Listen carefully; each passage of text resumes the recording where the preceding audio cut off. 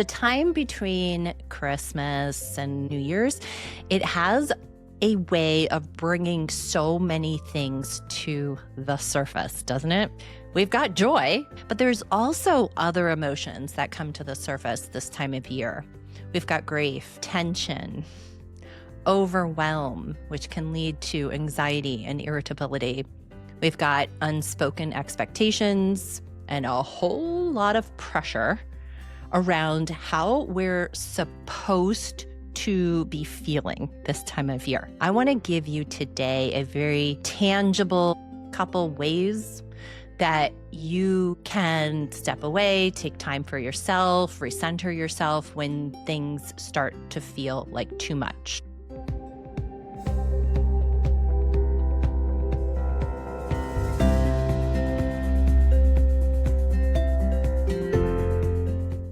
Hello, and welcome back to the Daily Surrender. I am recording this very brief, gentle episode for you as we head into Christmas week. Currently, we are 8 days out as I'm recording this, but I'm going to release it next week, so you might be listening to it 2 days before Christmas. I wanted to just record something very briefly for you so you can listen while you're taking a walk. Maybe you're baking or cleaning or folding laundry, preparing your house for guests and visitors, or even just hiding away, sitting in your car in a parking lot for a few quiet minutes before walking into a busy, crowded store or a house full of people. It's not going to be a long one because I totally understand and respect that this season, this week, these next few weeks are really full. And I also know this to be true for so many of us. It can also be over full. That's a human thing that we do to ourselves, but it's a reality that we have to contend with. So I wanted to speak to it. The time between Christmas and the few days leading up to Christmas and then all the way through New Year's, it has a way of bringing so many things to the surface, doesn't it? We've got joy. Yes, of course, joy, happy, merry. But there's also other emotions that come to the surface this time of year. We've got grief, tension, overwhelm, which can lead to anxiety and irritability, old family dynamics, and especially when you're overwhelmed and perhaps a little bit more tired and a little bit more sensitive, those old family dynamics can feel a lot more intense than they do any other time during the year. We've got unspoken expectations and a whole lot of pressure around how we're supposed to be feeling this time of year. So today, I want to offer you permission to step out of shoulds, permission to tend to your nervous system, permission to take up space, even if no one understands it. I want to give you today a very tangible couple ways that you can step away, take time for yourself, recenter yourself when things start to feel like too much. And I'll share a little bit of my own behind the scenes. Today was feeling like it was a lot. I'm trying to wrap up all the things. I'm using air quotes again, as if there's such a thing, right? Before house guests arrive tomorrow and the next day and this weekend, and my house will be very, very full for the next few weeks.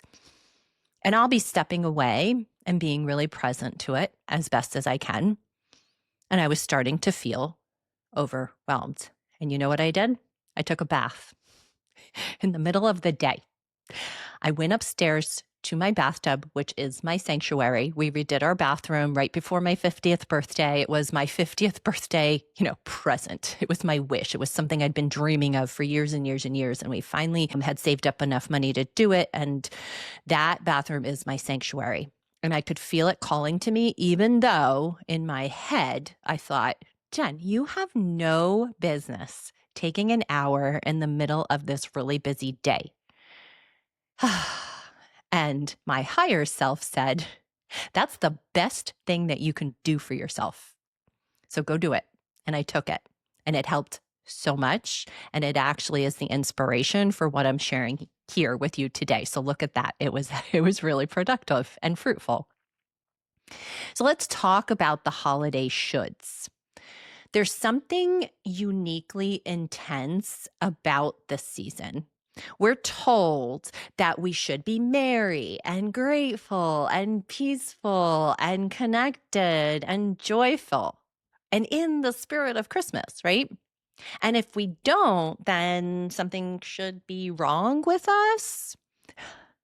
But the truth is that the holidays don't magically erase the things that are real for us in our lives. They're not going to take away the things that are there. They're not going to take away the grief, the pain, the tense family dynamics, right? The childhood wounds that you've been working on, the irritability that happens when you spend too much time with your sister-in-law, right? Fill in the blank. What happens when we have holidays is they actually amplify all of those things. So they amplify the unresolved family patterns. It's amplifying our old wounds. It's amplifying grief, perhaps for people who aren't here anymore. And it could be someone around our table that passed in the last year or passed 10 years ago. Grief remains with us. And it amplifies the exhaustion that we've been carrying all year long. Remember, holidays come at the very end of our calendar year. So a lot of people are barely hanging on as they wrap up that calendar year. And then they've got the amplification of all of these other things. And it can be a lot. So grace and compassion, please, for yourself and for others too. But here's the thing that many of us still do. We try and override our bodies. We're overriding our emotions with performance. Well, if I just bake another batch of cookies, my irritability will go away, right? Because it's the happiest time of year. We often will smile when we don't really feel like smiling. And I'm not saying that that can't be a good tactic sometimes, but again, we're talking about not overriding what's under the surface here. We push through, we ignore our intuition. My sister was sharing something with me the other day, and she caught herself overriding her intuition. Her calendar was already so full, and a very dear friend of hers invited her to bake cookies. And my sister felt herself saying yes out of a should. And then as soon as she did, she realized, I overrode my intuition. I feel more overwhelmed right now thinking about doing that, even though I love her, even though the tradition in the past has been a memorable one. It's not working for me right now, right? And so many of us do that.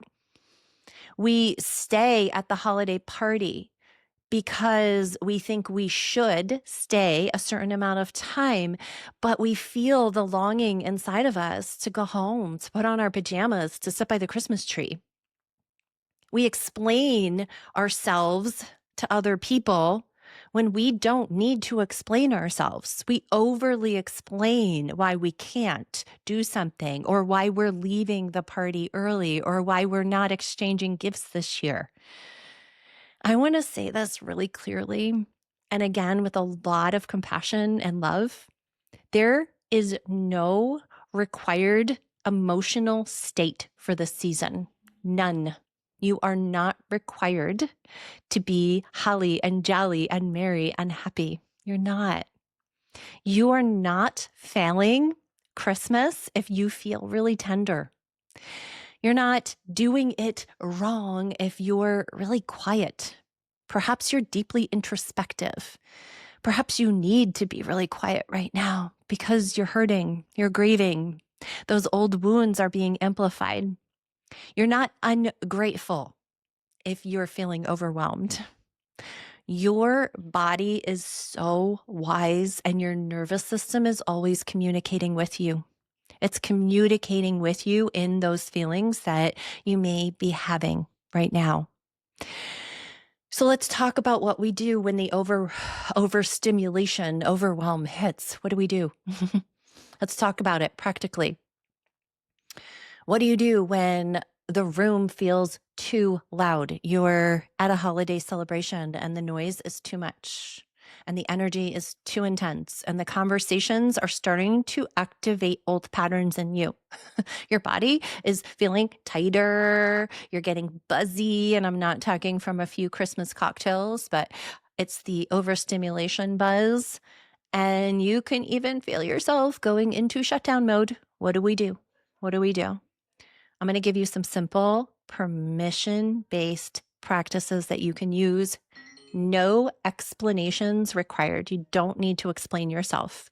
When we explain ourselves, when we over-explain ourselves, we're people-pleasing. So let that go. We're letting go of people-pleasing, or we're at least practicing letting go of people-pleasing.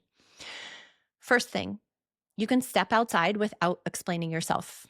You do not owe anyone a story or an explanation. You can simply say, I'm going to go step outside for a minute. Or you can say nothing at all and just go outside. Maybe you need to let one person know, your partner, your spouse, just so they don't send out a missing person report. But you don't need to explain why. Feel your feet on the ground. Take in 5 slow breaths. Lengthen your exhale. Let your shoulders drop. Even 2 minutes can reset your nervous system. And then you go back inside. It's very, very simple. I actually find the really cold air very, very refreshing for me this time of year. Well, if you live somewhere where the air is really cold. The air is really cold here in Pennsylvania in the Northeast.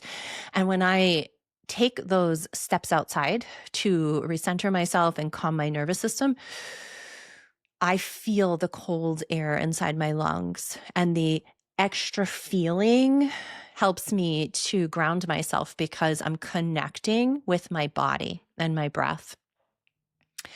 Speaking of going outside, you can go for a walk alone. Yes, even if you're at a family function. Walking is one of the most regulating things that we can do.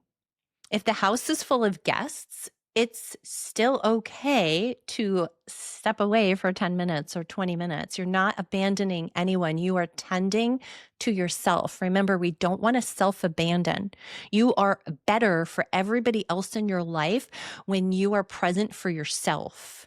So let the moment discharge in your body as you step away and go for a short walk. Let all that your body is holding be released on that walk. Move your body. Let it somatically come out. Let the air clear your field. Again, breathe in that cold air if it's cold, and let it really clear out the energy, and then go back in, recharged.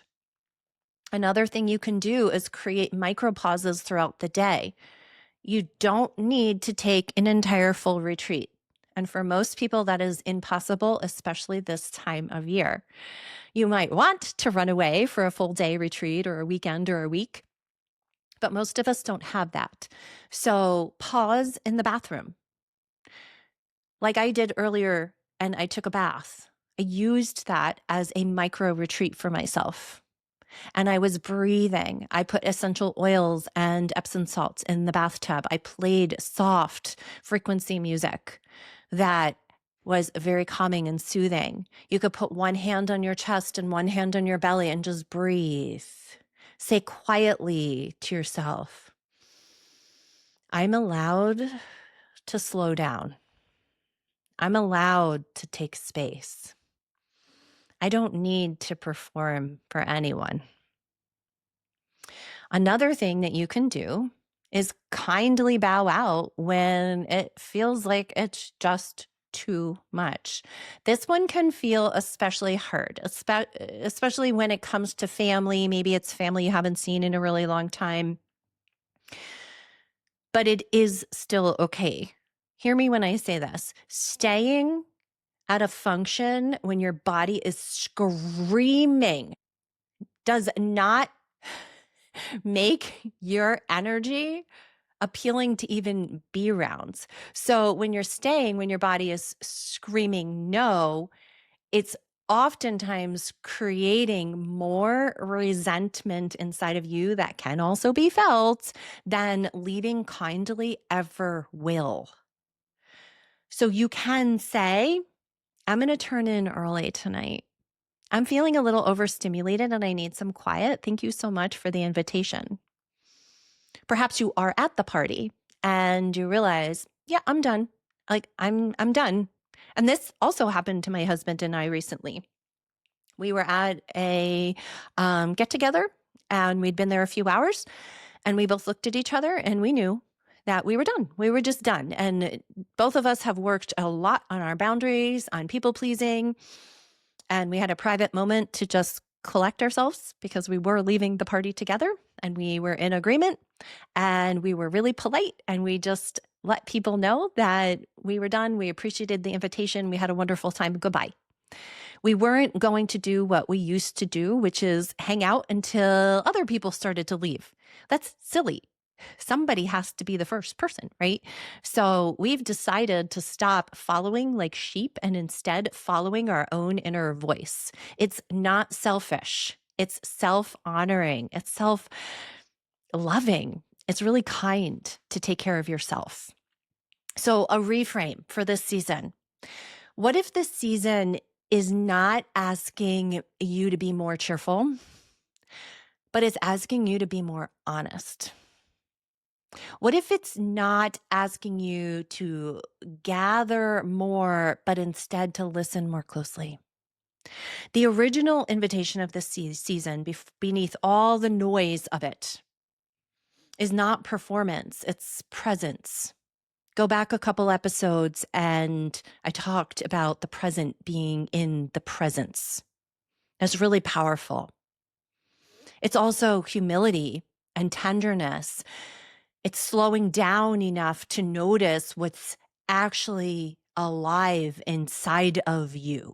And sometimes the most sacred thing that you can do is step away from the table, step outside, and come back to yourself.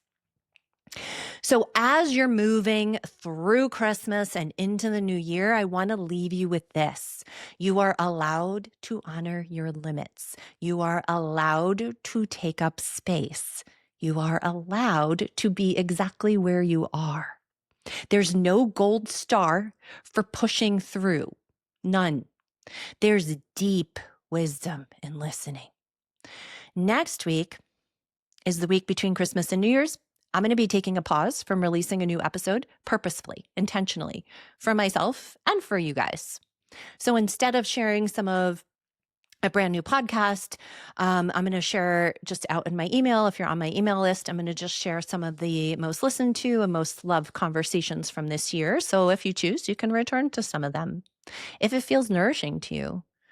Either way, I encourage you to take time to replete, to take time for yourself, to take time to reflect. Don't put pressure on yourself just because it's a new calendar year that actually never was the original calendar year. It's a little crazy that we make January 1st the beginning because we are in the season of winter, which is a season of going within, hibernation, more rest, more repletion, more reflection. So continue to stay in that energy if that's what feels good and right to you. There should be no pressure for January 1 to declare your goals, your word of the year. What are you going to achieve this year? That to me feels like insanity. I'm encouraging you to really be present to yourself. Go within and listen. Your soul will guide you.